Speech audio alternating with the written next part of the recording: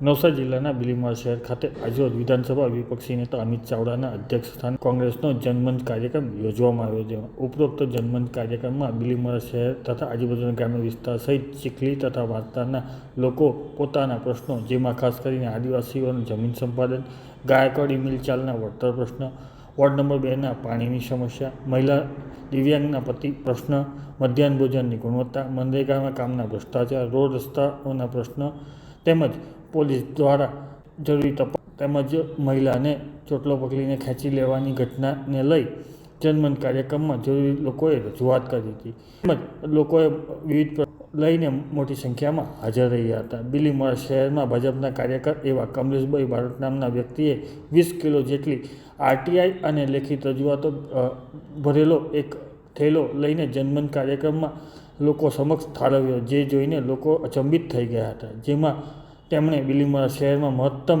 ભ્રષ્ટાચાર થતો હોવાની હૈયાવળા ઠાલવી હતી। સાથે જ રજૂઆતો તો ખોટી હોય તો 51,000 રૂપિયા તેઓ ચેલેન્જ આપનારને આપશે તેવી પણ તેમણે જાહેર મંચ પરથી વાત કરી હતી।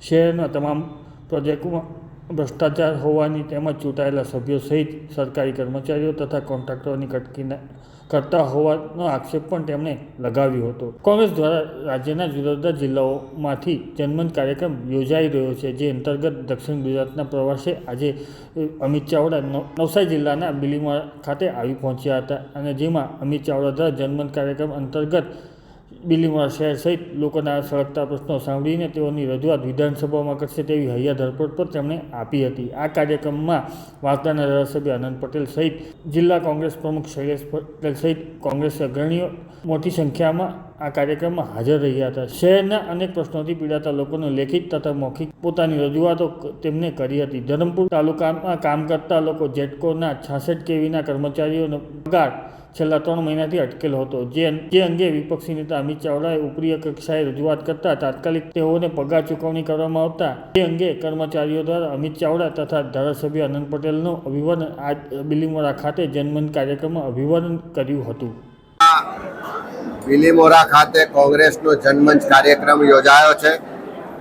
તમે જોઈ શકો છો કે જે રીતે લોકોએ આક્રોશ સાથે ભ્રષ્ટાચારની રજૂઆતો કરી છે, ગેરવહીવટની રજૂઆતો કરી છે, દાદાગીરી, ગુંડાગીરી ને પોલીસ પ્રશાસનના ભેદભાવપૂર્વકના વર્તનની પણ રજૂઆતો કરી છે।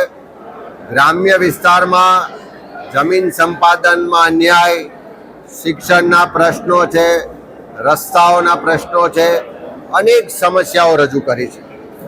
અહીંયા નગરપાલિકા વિસ્તાર જાણે બિલીમોરા ભ્રષ્ટાચાર માટે જાણીતું હોય એવા પુરાવા સાથેની રજૂઆતો મળી છે।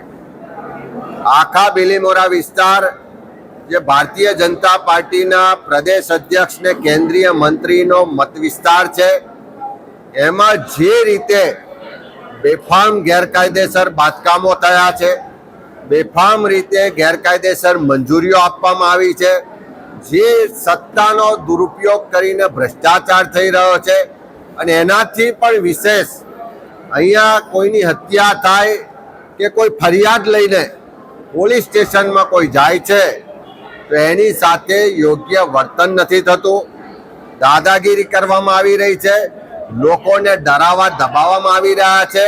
ત્યારે એવા સંજોગોમાં જનમંચ કાર્યક્રમમાં જે પણ ફરિયાદો આવી છે, આવનારા દિવસોમાં આ જનસભાથી શરૂ કરીને વિધાનસભા સુધી કોંગ્રેસ પક્ષ એના માટેની લડાઈ રજૂઆતો કરશે અને રસ્તા પર પણ ઉતરી અને લોકોના ન્યાય માટે, લોકો જે પ્રજા ટેક્સ આપે છે એ ટેક્સના પૈસાનો દુર્વ્યય થઈ રહ્યો છે, ભ્રષ્ટાચાર ને ગેરવહીવટ થઈ રહ્યો છે, એને રોકવા માટે ભાજપના મળતિયાઓને, ભ્રષ્ટાચારીઓને ખુલ્લા પાડવા માટે લોકોની સાથે રહી અને લડાઈ લડવાનો આજે સૌએ સાથે મળીને સંકલ્પ કર્યો છે।